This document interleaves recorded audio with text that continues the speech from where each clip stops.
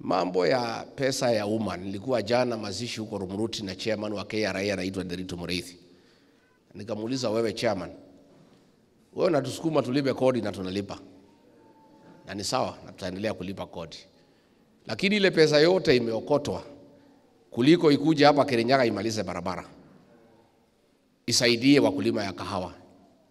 Isaidie wakulima ya mchele.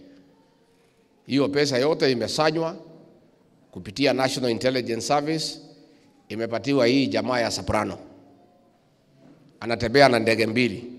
Moja hako ndani, ingine imejaa pesa ya kuenda kuhonga akina mama na vijana. Sasa tunauliza, si hii pesa ingekuja itumalizie barabara, itusaidie mambo ya maji,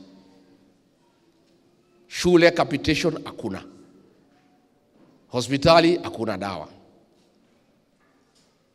na hao wabunge wenu na gavana hapa wanaendelea kupigia Kasongo makofi na kumuabudu kama ni Mungu. Pesa yetu inaibiwa kila siku, inasunguka.